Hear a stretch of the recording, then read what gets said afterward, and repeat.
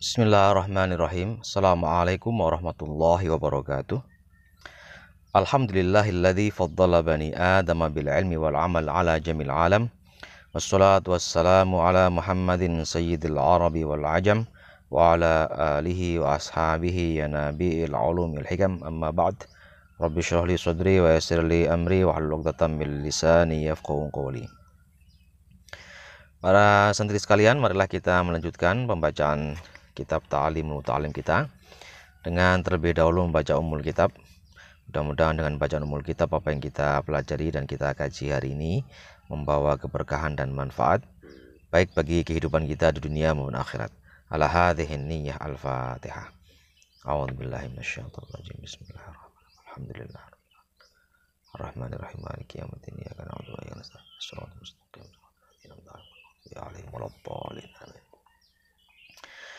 Bismillahirrahmanirrahim. Fa ahlul haqqi, maka kelompok ahli hak, yaitu orang-orang yang bisa mendapatkan kebenaran, itu adalah wahum ahlus sunnah wal jamaah. Wahum dan mereka itu adalah ahlus sunnah wal jamaah, orang-orang yang berpegang pada sunnah wal jamaah dan tetap pada kelompok ahlus sunnah wal jamaah. Mereka ini tolabul haqqa, mereka mencari kebenaran minallahi ta'ala, dari Allah ta'ala. Orang-orang ahlus sunnah wal jamaah itu mereka mencari kebenaran, memperoleh kebenaran itu dari Allah subhanahu wa ta'ala. Al-haqqil hadi, yang Allah itu maha benar, al-haq, al-hadi, yang maha memberi petunjuk, al-mubin, yang jelas, al-asim, dan juga yang maha menjaga. Fahadahumullahu ta'ala, maka Allah memberikan kepada mereka ahlus sunnah wal jamaah itu petunjuk, memberikan petunjuk karena mereka meminta kepada Allah, mencari kebenaran kepada Allah, maka mereka pun mendapatkan petunjuk hidayah dari Allah. Wa asomahum, dan juga Allah menjaga mereka anid dholalah, dari kesesatan.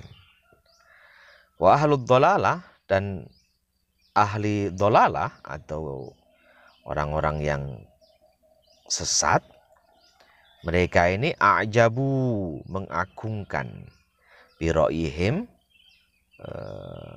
akal mereka, pikiran mereka, rasio mereka, wa aqlim, dan juga akal mereka. Wa tolabul haqqa, dan ahli dholalah ini mereka mencari kebenaran minal makhlukil ajiz, dari makhluk yang lemah, wa huwal aqlu, yaitu akal. Jadi musannif kita ini memberikan pelajaran tentang sikap mental yang harus dimiliki oleh seorang pelajar. Menurut beliau, para pelajar itu harus menyadari bahwa kebenaran ilmu pengetahuan itu sesungguhnya sumbernya dari Allah Ta'ala, bukan dari akal. Dan karena itu, meskipun akal itu kita gunakan untuk mencari kebenaran, kita tidak boleh mengagungkan akal, mengagungkan pendapat kita. Kenapa? Ya karena yang namanya akal itu merupakan makhluk juga, makhluk yang lemah, sehingga kita tidak boleh berpegang pada makhluk yang lemah, yaitu akal itu. Jadi kita boleh menggunakan akal sebagai alat untuk mencari kebenaran, tapi tidak boleh mengagungkan akal, karena akal itu merupakan makhluk juga. Siapa yang harus diagungkan? Yang harus diagungkan adalah Allah. Jadi sepinter-pinternya manusia, sepinter-pinternya ahli ilmu, ya, dia tidak boleh mengagungkan atau mendewakan akal pikiran. Yang harus diagungkan dan didewakan, dituhankan itu hanya Allah, yang merupakan sumber kebenaran. Li'annal aqla, ini menjelaskan kenapa akal itu adalah lemah. Li'annal aqla, karena sungguhnya akal itu la yudriku, tidak mengetahui, jami'al asya'i, seluruh hal, seluruh sesuatu. Jadi akal itu tidak mengetahui segala hal, tidak. Fahujibu, maka orang-orang ahli dolalah itu, ahli kesesatan itu, mereka terhalangi. Fahujibu, mereka terhalangi, wa ajazu, dan mereka ini lemah, ya.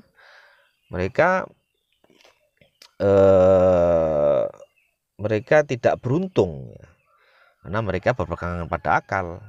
Jadi mereka terhalangi dari kebenaran dan mereka lemah karena mereka berpegang pada akal, berpegang dan mendewakan akal. Wadallu, sehingga mereka ini sesat, wa adallu, dan juga menyesatkan.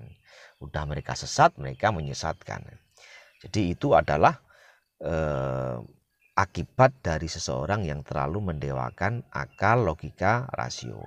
Akal harus digunakan, logika harus digunakan untuk mencapai kebenaran atau mencari kebenaran. Tetapi bagi seorang pelajar yang beriman, yang muslim, yang harus dituhankan, ya, harus didewa-dewakan atau dipegang itu ya Allah. Selain Allah adalah makhluk yang kita tidak boleh terlalu mendewa-dewakan, ya, mempercayakan segala macam kebenaran terutama ini kepada akal. Qala, bersabda Rasulullah SAW, Rasulullah SAW, man arafa nafsahu, barang siapa yang mengetahui atau memahami dirinya, faqad arafa rabbahu, maka sungguh dia memahami Tuhannya. Faidha arafa ajza nafsihi, maka jika seseorang itu mengetahui atau menyadari ajza nafsihi, kelemahan dirinya, arafa, maka ia akan mengetahui atau menyadari qudratallahi, kekuasaan Allah. Kalau kita menyadari kekurangan kita, ya kita akan mengakui atau menyadari kekuasaan Allah yang maha besar, sumber segala macam kebenaran dan sumber segala macam kekuatan.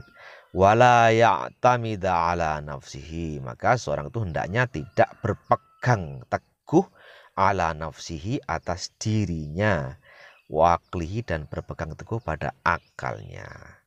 Bal, tetapi hendaknya seseorang itu yatawakkal ala Allahi, bertawakal kepada Allah, pasrah kepada Allah, wa yatluba, dan mencari minhu, dari Allah, al-haqqa, kebenaran. Jadi sekali lagi, ini sesungguhnya tidak mengajarkan kepada kita supaya kita meninggalkan akal, logika, dan rasio. Enggak. Kita tetap harus menggunakan akal, menggunakan rasio, logika, dan pertimbangan dalam rangka mencari kebenaran. Tetapi kita tidak boleh mendewa-dewakan dan harus meyakini bahwa segala macam kebenaran itu berasal dari Allah. Ini penting sikap seperti ini supaya kita tidak menjadi sombong, angkuh, jumawa kepada atas kemampuan yang kita miliki. Wa may yatawakkal 'alallahi, dan barang siapa yang bertawakal kepada Allah, fahuwa hasbuh, maka Allah itu cukuplah bagi dirinya. Wa yahdihi, dan Allah akan memberinya petunjuk orang tersebut yang bertawakal itu, ila siratin mustaqim, kepada jalan yang lurus, jalan yang benar, sehingga dia bisa mendapatkan kebenaran. Jadi pelajaran yang bisa kita ambil dari beberapa kalimat nasihat dari musonif kitab ini atau pengarang kitab ini adalah bahwa sikap mental di dalam belajar itu penting. Pada beberapa pertemuan yang lalu kita sudah mempelajari bahwa salah satu sikap mental yang juga penting adalah syukur, mensyukuri akal, mensyukuri kesehatan, yang itu harus kita gunakan dalam rangka untuk mencari pengetahuan, termasuk mensyukuri harta benda atau kekayaan yang kita miliki untuk mendapatkan pengetahuan. Nah, pada hari ini kita mempelajari sikap mental yang lain, bahwa apapun upaya kita dalam mendapatkan pengetahuan, kita harus menyadari bahwa kebenaran itu datangnya hanya dari Allah. Akal, logika, rasio, pikiran itu harus kita gunakan dan itu sangat penting, tetapi kita harus menyadari dan mengimani bahwa yang namanya akal, pikiran, semua itu adalah makhluk dan karena tidak boleh didewa-dewakan. Kemudian pelajaran selanjutnya tentang sikap mental adalah soal harta ini. Wa man kana lahu malun, dan barang siapa yang memiliki harta, fala yabkhal, maka janganlah pelit, jangan bakhil, jangan medit, jangan eman-eman terhadap harta.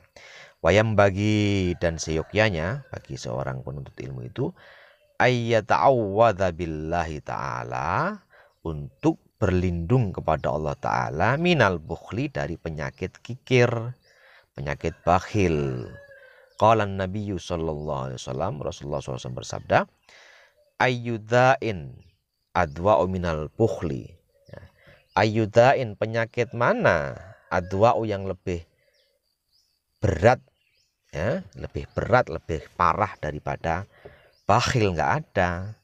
Jadi kalau orang sudah kena penyakit bakhil, ya itu sudah penyakit yang berat gitu. Karena itu kita harus menjaga diri kita, jangan sampai kita terserang atau mengidap penyakit bakhil. Karena menurut Rasulullah SAW, bakhil itu ya penyakitnya penyakit. Mana ada penyakit yang lebih sakit itu daripada bakhil. Artinya bakhil itu merupakan penyakit yang memang harus kita waspadai dan kita harus buang jauh-jauh. Wa kana Abu Syekh Al-Imam Al-Ajal Syamsil A'immah Al-Halwani faqiran. Wa kana, dan ada itu dulu seorang imam, seorang cendekiawan terkemuka bernama Abu Syekhul Imam Al-Ajal Syamsil A'immah Al-Halwani. Imam Halwani itu faqiran, beliau itu fakir, miskin sebenarnya beliau itu.